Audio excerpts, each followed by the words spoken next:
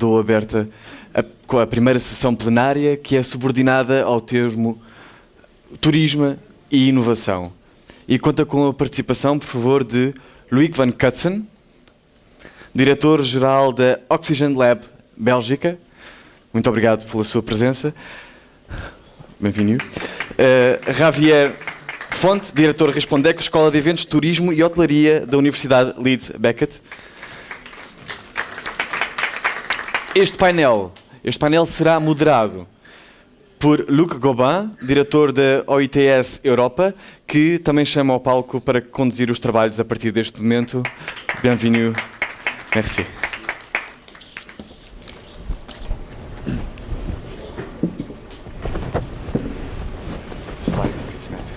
Okay. So, good morning, everyone, and welcome to our first plenary session here in Albufeira. And it's on innovation, but let me begin with a little topic I experienced yesterday here at the marvelous Albufeira Inatel Beach Hotel. So, one of the participants was positively surprised when I said that she was in a holiday center on social tourism. She thought her perception of a social tourism center was a little bit dated. So perhaps this little anecdote explains why ISTO and Initel choose for a Congress on Tourism for All and to work on innovation. Indeed, our sector has a need to present them more innovative, and we need also to use the new communication tools that are developed on the market. Therefore, the first day is about implementation of new ideas, social values in the organization, and the second day is more about communication. If you think about innovation, you need also to know what we are talking about. That's why we invited some specialists on the field to share our experiences in the different fields. So the members of ISTO can be inspired with their presentations. So my first panel speakers here are Loic van Cutsem and Xavier Font. And my first speaker will be Loic van Cutsem. He launched several social enterprises in Belgium and manages Oxygen Lab since 4 years, I think.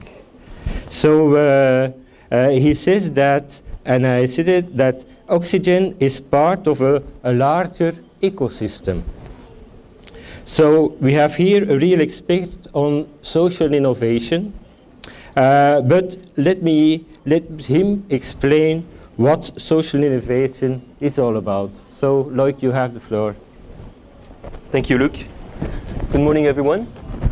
I'm very pleased to be in such a beautiful location. It's also the first time for me discovering this region, and although I might not yet be considering where I could retire, but it's certainly a very interesting option to remember as well. So indeed, we are an ecosystem to stimulate social innovation, social entrepreneurship. We do research, we advise social enterprises, but also public institutions and corporate companies on how to develop entrepreneurial, sustainable models for social impact. And I will guide you through a definition, a bit of context setting on how we understand social innovation, the process, and some initial examples. Now, we cannot talk about social innovation without talking first about the societal trends or challenges that we are facing in Europe, all over the world, but certainly in Europe. And we've mentioned them already earlier this morning. We're talking about aging, we're talking about poverty, higher unemployment. We're certainly in more than anytime today talking about immigration, migrants, different environmental challenges, of course, climate change. So we're facing some very significant social challenges on one hand. On the other hand, our public service systems are facing also budgetary constraints, or at least the existing budgets are probably not enough to solve all the societal challenges by themselves. Therefore, we really much believe there's an opportunity, a need, but also an opportunity to develop new, innovative models, approaches to solve these social challenges. And as a matter of fact, I think it's particularly interesting to be able to share thoughts and exchange with you today, because I think it's a very relevant sector. As a matter of fact, you are already in this field, in the social tourism field. You are already, to some extent, all social innovators. But I think now with the new evolutions of the society, the new challenges, the question is, how can we maybe go a step beyond? How can we further strengthen this social impact? How can we develop new, more innovative, sustainable models for the sector? Just a definition on social innovation. It's really about the development and implementation, and I emphasize the implementation of new ideas, services, or models to better address social needs or social issues. And it very much involves also, and I'll come back to that later, new forms of collaboration between different types of stakeholders, public, private, civil society, etc. The visual here simply illustrates the fact that it's also about identifying cracks in our systems. So social innovation, I see it more as a complementary movement to all the existing civil society, public, and corporate or private initiatives. But nevertheless, there are still cracks, inefficiencies in our current systems, and that's where social innovation taps in. Typically, what are the typical characteristics of social innovation approaches? It's very much demand-led, and I mean by that we start from the social need, the social issue, the social challenge, and try to involve as much as possible the end users. It very often takes the form of hybrid new forms of collaboration with different types of actors, different types of disciplines, academic, private, public, civil society, again, citizens. It's indeed participative and empowering of the end users, of the citizens, so it's typically not top-down approaches, but more bringing people together and letting them generate ideas and let the best ideas emerge and transform into social innovations. It's very often quite tailored to the specific situation of a region, of a locality. It's very difficult to produce mass global solutions for the societal challenges we face today, which are sometimes quite specific. And generally saying, these social innovations or the social innovators behind them tend to be rather open-minded, open in terms of sharing the knowledge and disseminating these best practices and these innovations in order for others to take them up and scale them and replicate them in other regions. Now, social innovation can take various forms. Public sector is certainly one actor, and there's a lot of social innovation.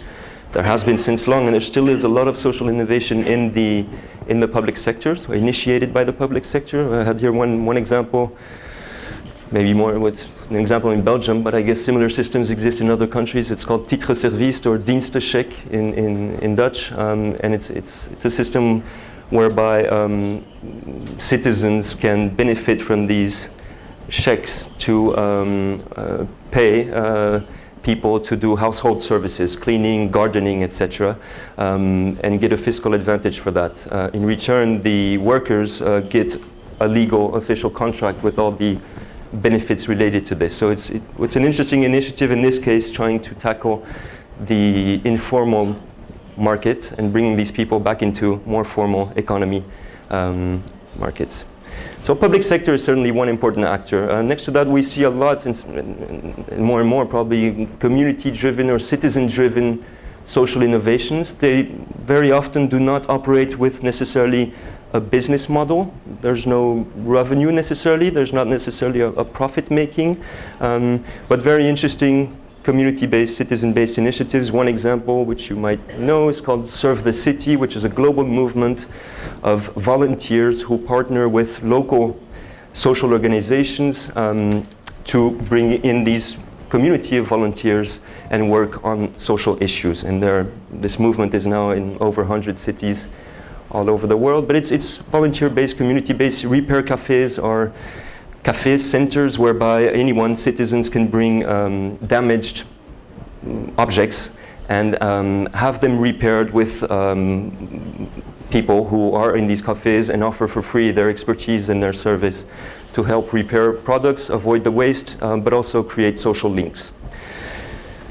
As we go further, of course, social organizations, social enterprises are very much involved with social innovation as such, and very often with a business model behind it. And there are different nuances there, but we very much believe that seeing the magnitude of these challenges, there's really room for entrepreneurial models to solve these challenges. And these entrepreneurial models are not, the purpose is a social purpose and not a profit-making purpose, but nevertheless, the mean to get there is to have a business model and a sustainable model behind it. And this can be typically microfinance institutions. Ciel Bleu is a French organization encouraging seniors to move and do sports in order to avoid the indirect costs of obesitas and different types of diseases which could be occurred. And then the fourth actor is more the private actor, SMEs or corporates, and I think this will be touched upon also later on during the day, often called corporate social responsibility. We like to call it more maybe corporate social opportunity or corporate social innovation. It's about compliance on one hand, but also how can these private actors also develop new models, products and services to address social issues.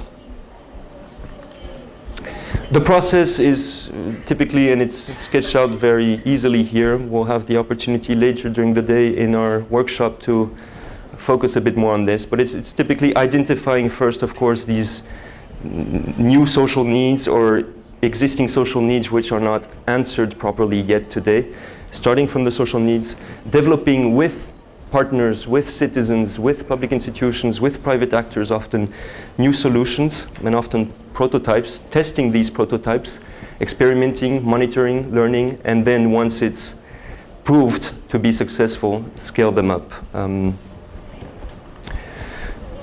go quickly on this.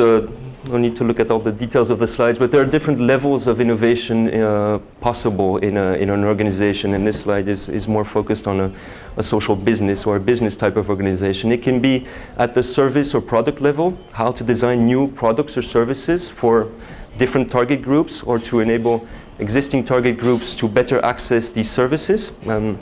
Things that your sector has certainly been doing already since years. The client interface, how do you interact with clients or beneficiaries? And I think it'll be the topic of tomorrow as well, but with the emerging digital technologies, there are new ways and maybe more cost-efficient or more innovative ways to interact with clients, online communities, mobile applications, etc.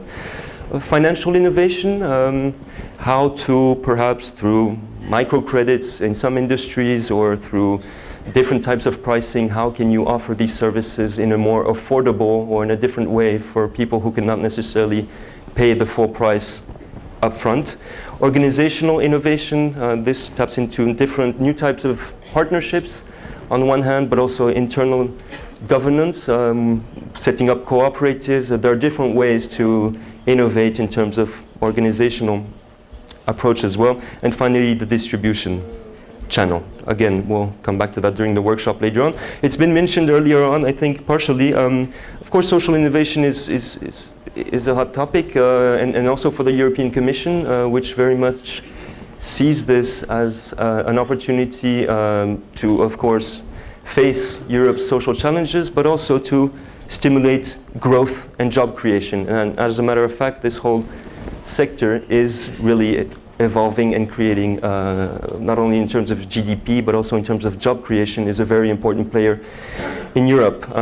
It's been mentioned briefly earlier on, there are a number of support or funding instruments which are being developed at the European Commission level, and among others, indeed, these regional funds, so the European Regional Development Funds, the European Social Fund, the Interreg programs, which are typically programs which, among others, stimulate social innovation among or between regions, so more trans-regional, transnational programs, which could, I think, be very interesting as funding instruments or as opportunities to develop new social innovations within your sector.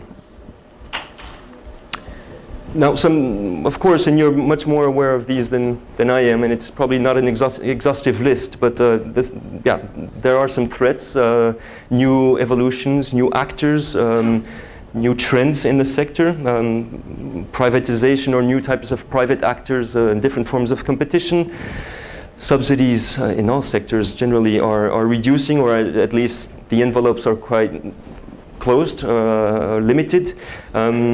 The emergence of different forms of travel, low-cost travel, but also peer-to-peer sharing models.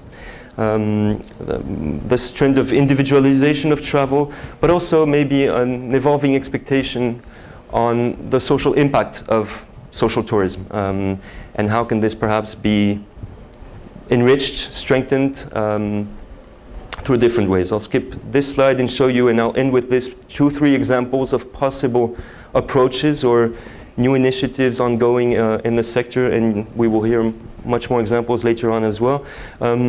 This is based on the Living Lab concept. I don't know if you're familiar with the Living Lab concept. It's basically creating an environment, whether it's an offline or physical environment or an online environment, to co-create new products and services very early in the process with clients or end users.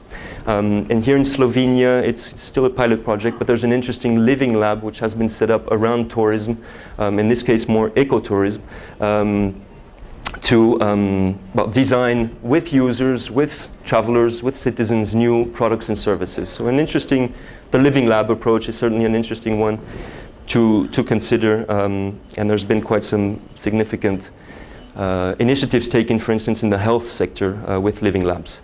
Well, this is much more familiar to you, and I guess very much embedded already in your way of operating community-based tourism. I just wanted to mention this project in Portugal, in Porto, called Welcome Home Tours.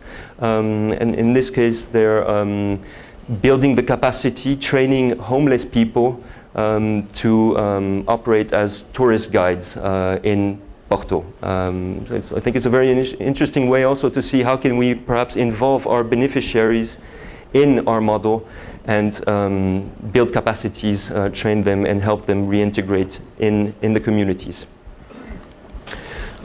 Another example of cooperation between actors in the tourism sector, it's an online tourist knowledge management platform, and it very much aims to federate different actors in a region in the tourist sector, so basically all actors of the value chain, into an online platform and bundle the offerings, share best practices, and also engage with end customers using new technologies. And finally, just as an example, in Belgium, a travel agency or tour operator called Joker, and some of you might know them, active since years, probably 20, 25 years, I wouldn't know exactly, but who evolved recently from a travel agency to creating more of an ecosystem to support tourism, of course, but also entrepreneurship, learning, and social inclusion. This is something I was just, probably it already exists partially, but maybe there are ideas here for the sector. How can you evolve and perhaps mutualize the expertise that you have within the network to create learning networks, learning platforms, but also training academies, perhaps, like they do. They have the Via Tourism Academy, which trains, of course, tourist guides, but also provides intercultural training, for example, to employees of corporate companies, etc. And they also have Via cafes. These are cafes in different cities in Europe, and also in Asia, whereby people meet. So create social links on one hand, but on the other hand also open these cafes to creative industries, entrepreneurs, and people who would like to develop new product services and show them in these spaces. Next to e-learning platforms and training centers. So voilà, I think this closes my short presentation on social innovation, what it is, what it could be for the sector, and we'd be very happy. We will be organizing a workshop beginning of the afternoon or after lunch, the first workshop after lunch, I guess, so it will be an energetic one, whereby we will work with you or with whoever would like to on these social challenges, these social trends, trying to identify the most relevant trends and see them as opportunities for your sector and start generating, brainstorming on new ideas, innovative ideas to further strengthen the social impact of your activities and of your sector. So I hope to see you during this workshop this afternoon. Thank you.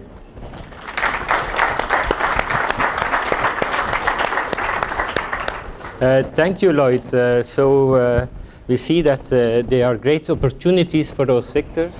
And also I remember that you said in the beginning that we can be also social innovators. So remember everyone, I think there is a future of what we are doing, and it's a warm also appeal for the workshop that we will have, and that we will think about those kind of new things in our sector. My second speaker is a doctor, and it is Xavier Font of the Leeds Beckett University. He is an expert in tourism marketing, and he has an extensive experience in industry and government training on all the aspects of social, sustainable tourism, also consumption. And we have here also an expert that can tell us something about corporate social responsibility. So Xavier, you have the floor.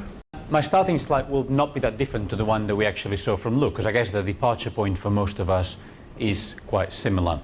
If the translators find I speak too fast, hopefully somebody will have a way of making a sign and making me slow down.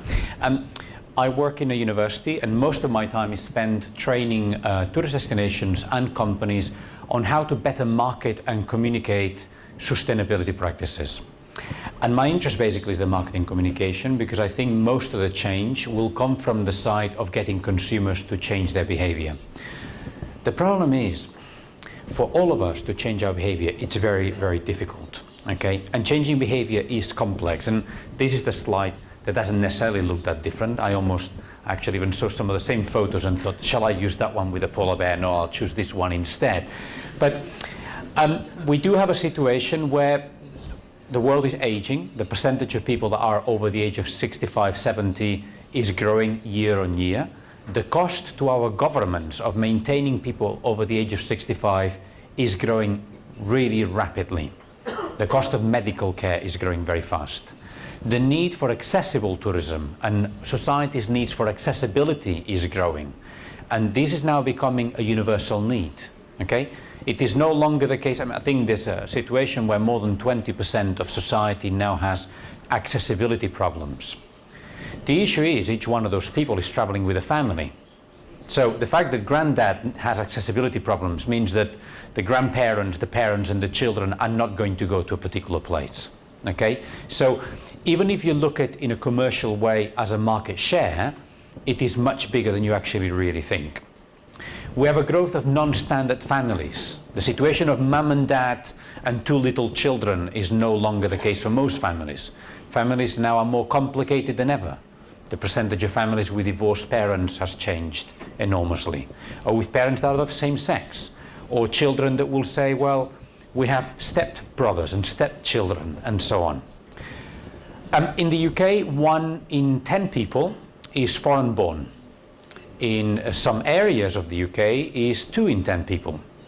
I ran a course in Zurich a few weeks ago, and they told me 4 out of 10 people who live in Zurich are not Swiss. So this makes a difference for what we called holidaying. Most of those people, when they have a holiday, they go back to their home country, but also makes a difference to those people becoming hosts of other people that come to visit their cities. So there is a blur between what we called our leisure and our home time and our holiday time.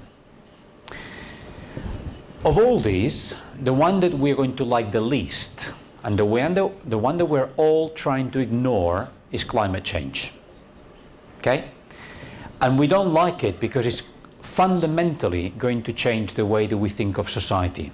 And the change is going to be so deep that none of us are really prepared. And human beings are not very good at adapting to change. Everything I read about it really makes me scared, and almost makes me think I wish I had not had children, because I do not like what I'm leaving for them. Okay? What we're seeing in the newspapers about Syria is nothing compared to what's coming.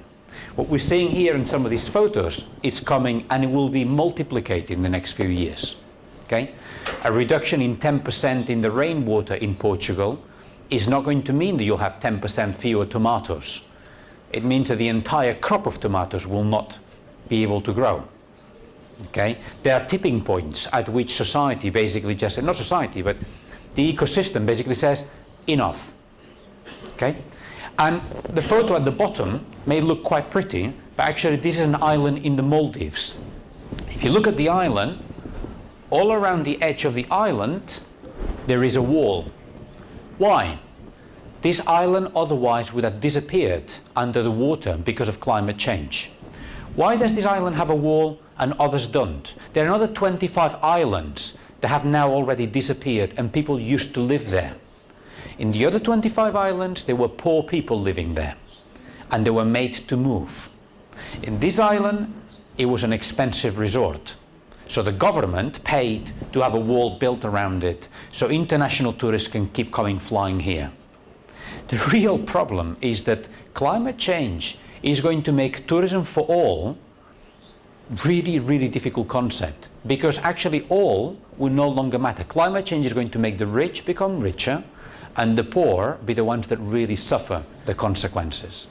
So the efforts that people in this room are making will have to be multiplied. And also there will be all sorts of other people that at the moment are just thinking, I am in business, that they will fundamentally have to change what is the role of big businesses in society. Are we in society to feed those big businesses? You know, is tourism using the Algarve, or is the Algarve using tourism for the benefit of the Algarve? And sometimes it's not clear. And I'm using the Algarve as an example only because we're here. But I could use this example about Venice, and I could use this example about Svalbard. The photo at the top with the polar bear makes me think that we have been doing research in our university about climate change and the impact on tourism. The news about the fact that polar bears are basically having their habitats destroyed out of climate change has increased tourism by 300% in Svalbard, in northern Norway. Hang on a minute.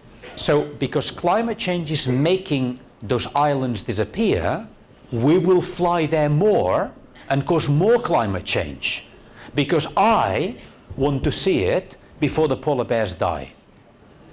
Is this the world we want to live in? Because that's what's happening. We're in a situation, this was not going to be a happy talk. Okay, sorry about that. You know, some of the people will come afterwards and then we'll talk about solutions, and that's part of the reason why I'll stay in the afternoon, and there are ways of doing something about this. But the current state of the situation is not pretty. We're in a situation where we're moving from solidarity to what the newspapers are calling empathy fatigue. Okay? Remember the tsunami a few years ago? Because it was after Christmas and everybody was at home and everybody was eating their Christmas lunch and thinking, poor people, we all gave some money. Every time a new event like this is happening, people are giving less. Because they're saying, I already gave. Okay? So we're in a situation, people are just saying, you know what, it's happening every day now, it's just background noise. Okay? Syria has been going on for too long.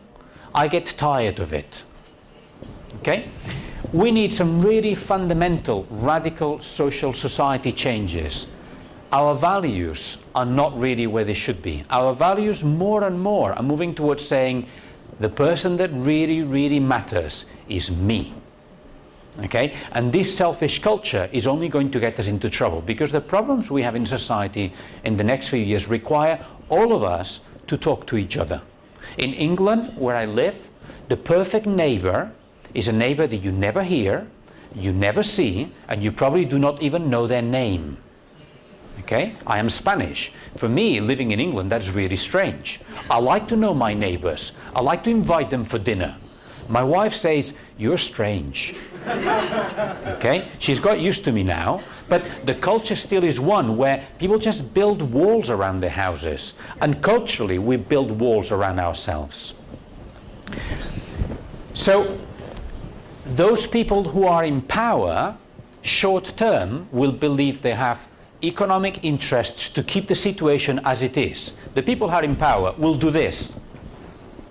Build walls around their little cities, as opposed to think what happens to the 25 islands that have already disappeared. So, a definition of corporate social responsibility would be, this is a form of self-regulation for a business to act within the law, obviously we all want to do that, and to act within ethical standards set by our industry. And where we can, go a little bit further than that, but not too far, okay? And we're doing that to act in the common good. But we have to do that when there is a business case. We act in a society where there is a free market mechanism. And the important thing is supply and demand. Every time I go to a destination, we have a conversation about corporate social responsibility. People say growth and jobs, international tourist arrivals and international tourist expenditure. And then let's do corporate social responsibility, providing it helps to those figures. Really? Is that really what's most important? Let me give you some examples. A few years ago, I was asked by the OCU, Organization of Consumidores y Usuarios in Spain, but also the equivalent in Portugal and in other 9 European countries, to do research on how socially responsible were these particular hotel groups. And their idea was, in the same way that some of you get at home a magazine that says, when you want to buy a new dishwasher, buy these ones because they're very good and don't buy those because they're not very good. They asked me to do this for which are the most responsible hotel groups and which are the least responsible hotel groups. Okay? At the top, the one that came out best. At the bottom, the ones that came out worst. And basically, we looked at their political, corporate policies. We looked at their responsibility towards their staff and how well they were treating their staff. We looked at their socioeconomic responsibility. Are they encouraging local purchasing of products? Are they encouraging the purchasing of products that will have a lower carbon footprint? Are they looking at their environmental responsibility? What is their carbon footprint? What is their environmental impact overall? What is their water consumption? Are they reducing water waste, energy consumption? What is their responsibility towards customers? Which of these hotel groups actually said, I will provide food that is halal. I will provide food that will be good for Muslim communities. Food that is good for people with lactose intolerance, with wheat intolerance. Trust me, the majority of hotels say we serve white, middle class families. And anybody who falls outside that, they can take care of themselves. Response I had from some of these hotels was, if a customer is Muslim, they should not expect to come to the northern Mediterranean on holiday. They should go back to their part of the world. And you're thinking, really? Is this the world we're in? Is that the kind of cross-cultural understanding we want to promote? Okay?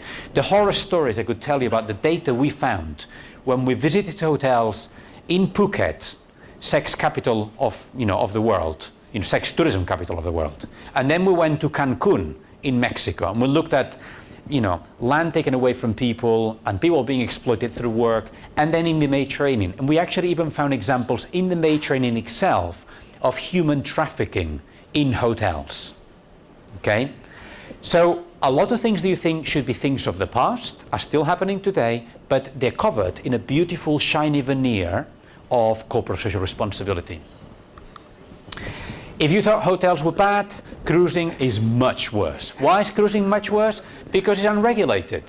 Because actually a lot of the ships, beautiful as they are, and technically I think they're amazing machines, okay? You look at the engineering that goes into building one of these things, wow. However, when you are registered in Liberia, the labor laws that applied inside the ship are of Liberia. You tell me what the contractual relationships of an employee by Liberian law would be. Not very good, okay? So the data we came across, this is the data from us analyzing 80 cruise companies and looking at their corporate social risk reports. And actually of 80 cruise companies across the world, 50 of them do not mention the word sustainability or corporate social responsibility anywhere. And of the 30 that are left, this is what happens. 16% of the criteria that would relate to sustainability, they talk about somewhere in their data. And I'm not saying that they're saying we're great at it, okay? They're just talking about what their company is doing. And in some of the data, do we have governance and structural systems? 29% of them said, we have systems in place to be environmentally friendly. Okay, great. So what do you do with your systems in place? Well, I have 16% of my environmental performance indicators I talk about a little bit, but of those, water and emissions I talk about quite a bit. Why? Because if I use less water and if I produce fewer emissions, I'm saving money. But where do I get my materials from? Zero. Okay, out of 80 companies, 0 companies talked about where they get their supplies from. 0 companies talked about biodiversity impacts. Okay, biodiversity impacts are one of the things that's going to change the nature of the places that we visited more than anything else. Biodiversity, of course, is all going to go out of the window with climate change anyway. But 35% of them had beautiful pictures of their corporate environment, CEOs saying, our vision is to be a real pioneer company, blah, blah, blah, blah, blah. Really? That's bullshit. That's complete nonsense. Because the photo of the person saying, I am deeply committed to this, with no substance behind that, is not very useful. Okay? If you thought environmental questions were bad, the socioeconomic were worse. Okay? So in the socioeconomic, when we actually gave people 8 or 18 for labor and decent work, is because they were at least transparent. It's not because what they were doing was very good. We had a lot of data of companies saying our employees work 65 hours per week, 7 days per week. And we thought, okay, we'll give them a positive point for being transparent. Not because working 65 hours a week is a good thing. At least you were a little bit more honest than the company that didn't talk about it. Okay? So we have situations in cruise companies where basically we have bonded labor, forced labor. Why is that? Because the debt that people have accrued to actually allow themselves to enter working in a cruise company means that for 9 months they will have to work to repay the money that they owe the cruise company. For the next 9 months, you are their property, because you cannot leave the cruise without paying $3,000, $4,000, $5,000, $10,000 that you have had to pay to get the medical checks, to get the flights, to get the training, to allow yourself to enter work in that company. Okay, so from a human rights point of view, that's not very good. So you think, well, but other sectors of the tourism industry surely are going to be much, much better. Volunteer tourism. Look at all these wonderful Western people that are going to developing countries to help. And actually volunteer tourism now is really big business. And what we are selling quite often is this. We're going to go and have a great time. Okay? The photo here at the top, for those of you that don't know who that is, I didn't know until my daughter told me, that guy there in the middle is one of the singers from a band called One Direction, which apparently if you're 15-year-old, you really know, and if you're my age, you don't. Okay? But the idea basically is we've made volunteering to be something really, really glamorous, something really exciting. And yet a lot of the data we're coming across from companies that work in the volunteering sector is showing us that many of the places where we go to volunteer either do not need volunteers, but also the volunteers do not really know what they're doing. Let me give you one small example. What percentage of orphans in Cambodian orphanages do you believe are orphans? UNICEF says 5%. The other 95% have been taken from their families and relocated to another area of the country so their families cannot find them again, in name of, we will take care of your children better than you possibly could. Because orphanages in Cambodia make a lot of money out of volunteers going there and spending the money helping these orphans. You think, would it not be better if we actually left these orphans with their families? There must be better ways of working with this. Cambodia is a very extreme example of this. And I'm not saying all orphanages in Cambodia are doing it badly. But the key argument, I would say, is if you as a volunteer would not be qualified to do something in your home country, you cannot go and do it somewhere else just because they are poor. In your country you are not a teacher, you cannot go and teach in Mozambique. If in your own country you're not a nurse, you cannot pretend that you are a nurse in Malawi. Okay? If you do not have skills, don't go. If you're going there to build walls and make houses, trust me, they have brick builders in those countries already. What they need is your money, but not your hours. So we analyzed different volunteering tour operators, and we looked at how good they were, some of the things they did. And we looked at very simple things like, if your clients have inappropriate behavior, do you have a procedure for identifying it and removing them from the volunteering destination? As you can see from the answer 0.1, when the answer could go from +10 to -10, the answer is no. Do you have a way of preventing local children, particularly in orphanages, from sexual exploitation from the volunteers? You think, is that happening? Yes, it is. In one of the volunteer tour operators, we found evidence that if you paid extra, you could buy one-to-one times with local orphan children. Why do you want one-to-one time with an orphan? What are you paying for? Okay, this was put in black and white on a website of a tour operator from the UK sending volunteers to go abroad. And the data we are finding basically shows this. The more responsible the company is, the cheaper it is. The less responsible the volunteer company is, the more expensive it is. And the data basically showed us that the companies that were towards the top, that were the commercial companies, this was social enterprise, commercial company, NGO, commercial stroke charity. But the more expensive you were, the more the company was saying, my clients are paying a lot. They are entitled to do whatever they want.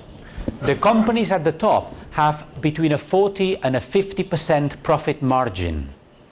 Nice, okay? Everybody would like that.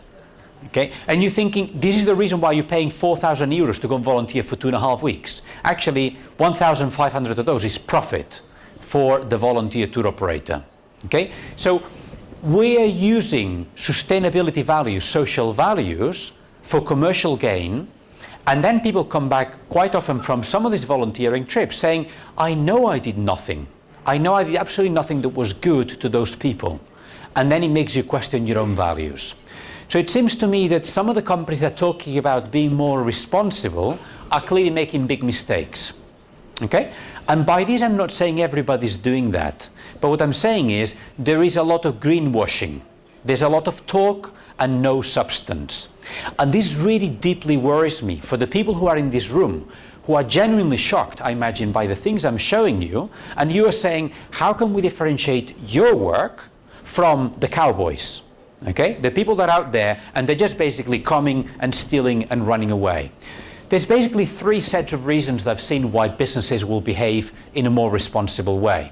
And clearly the bigger the company you are, the more you focus on the first one. So the way in which I've seen most companies react to my advice is when I tell them there is a business case. You're going to make more money out of that, or you're going to save money out of that. When I go to companies and tell them, you can save money out of this, they say, yep, okay, teach me how. Okay?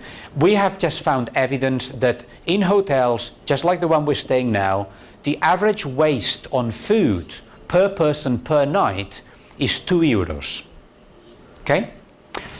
So we could do quite a bit. Hotels that serve as a buffet for breakfast, lunch and dinner on average waste 6 euros per client per night. Hotels that save a la carte basically waste less. Okay, great, let's start with this. And then you're also saying, but actually you need to think what's really important to you, the water and the waste and the energy that is the expense at the hotel level or at the planet level. Why am I saying this? Because the water footprint of you not reusing the towel in your hotel is 0.2% of the water that hotel is responsible for. Where does 70% of the water come from that you're responsible for tonight, where you're staying? The food that you're consuming. 70% of the water consumed through that hotel is in the supply chain of the food that you will take tonight.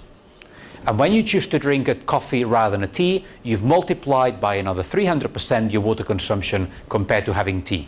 Tea uses much less water, coffee for production uses much more. And every time you choose to eat red meat as opposed to chicken or going vegetarian, you've multiplied your water consumption. There's a lot of things that we can do, and hotels need to be aware of that. Putting a little silly sign that says, please reuse the towel and you will save planet Earth, is complete nonsense. Okay? So, hotels want to save money through operational costs, and they want to save money through basically reducing some of the marketing costs. So hotels are basically saying, if I can get more customers to be loyal to me, basically I can reduce my costs of attracting new customers, which clearly is a good thing. And we're looking at making money. We look at making money because we're saying, if I sell more authentic experiences, customers will spend more per guest per night, which is true. We can increase basically expenditure by increasing the occupancy of our hotel, by attracting alternative markets, and particularly by reducing seasonality. And I think many of the hotels that have considered tourism for all as a viable business model has only been as a way of offsetting seasonality, but not necessarily because they're deeply committed to an inclusive form of tourism.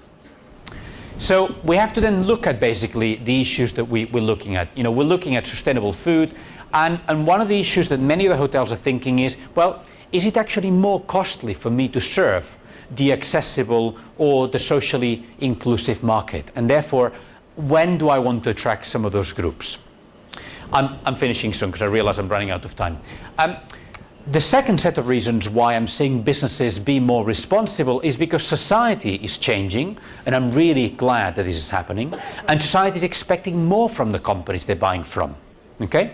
And many of the society expectations, we see them eventually through legal aspects, but before we get to actually making something law, we need to build a social movement that basically says we're expecting more. And some of those tend to come from NGOs and differentiating practices through labels, but quite often it comes from all, society, basically society itself placing more requirements on auditing. And the one thing I would say that all of us could do and should be doing is, rather than just thinking where will we send the next round of tourists that come from poorer backgrounds or have difficulty in accessing tourism, we need to think, how are we spending money ourselves in the purchases that we make, and how do we choose sustainable supplies ourselves through our own purchasing? Why am I saying this? Because a big part of my work has been helping governments create labels like this. EMAS and different green tourism business scheme, green key, and all sorts of labels that promote sustainable tourism. And many of those are run by governments. And what I say to governments is, you're expecting international tourists to come to the Algarve, and again I'm only using that because we're here, using hotels that happen to be certified as being green. Okay, but actually the regional government is sending a lot of their staff to eat at restaurants and to stay at hotels and to travel. If you include sustainability criteria in the purchasing decisions of where your own employees will stay, you'll have a much bigger change in the impact that you have than if you expect there will be international tourists that will come and stay here using those places. There is a small number of companies, luckily this number of companies is growing, that are genuinely saying, I want the world to be a better place. And I'm not just doing it because I'm being pushed, and I'm not just doing it because it's going to make me money, but I'm doing it because I know it's the right thing to do. And I welcome you all here in this room as belonging to this last group. And I think that the key for us is that this last group has to grow, and has to grow much, much faster. Okay? I am concerned when we're looking at many of the green alternative tourism movements as being a niche. We have to find a way that some of the things that you want to do are also implemented by other bigger companies. Okay? Only recently I've been working with a hotel group that has more than 4,000 hotels in looking at how do they source sustainable fish across all their 4,200 hotels. because they're saying, we know there's a problem, and Xavier, we're not going to talk about it, and please don't mention the name of our hotel group. But we know we have to do an awful lot to make the world a better place. But we're not prepared to communicate it because it's going to take us a very, very long time to get any of these things done. Okay? Some of the smaller suppliers clearly are in a position to talk much more about it. My worry is that we're in a sector that quite often many of you are working really long hours, and you're working with volunteers who are the right kind of volunteers, the ones that know what they're doing, and they're giving up an awful lot of their own time to make this happen. And many of your business models are not scalable, I'm afraid to say. Okay? I really see a lot of people deeply committed, but if you said, how do we grow your business model, is really hard, because well, you're already working 75 hours a week. You know, there's no way we can create another one like you, or you can work more hours. Okay? So we have to find ways in which we integrate the things that you do into networks of other people that basically will learn from you, and they will basically, you know, take from your leadership to find other ways of working. Whether it is to provide accessible tourism and making people who need accessible tourism feel normal, not to be made to feel like they're in a ghetto, or whether it means creating jobs for people who desperately need them and who want to work and they don't want to depend on government handouts and to be made to feel like they are a lesser being, or whether it means making also the family who could not afford to go on holiday to actually go on holiday, or indeed to volunteer when you go abroad and give up some of your time in ways that will be meaningful to the people that need it. Thank you.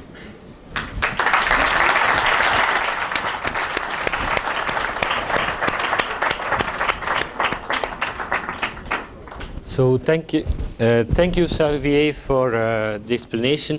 So I think we will remember the picture of the island, because we see that tourism and the way we are working in our sector, there must be a lot to do. So I think also for the future, it's not something for the past, but we need to implement some things. But the other things, I think perhaps we have some questions. Only for the time schedule, I propose to have 3 questions.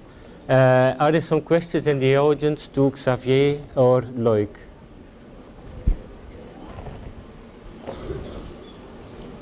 Is there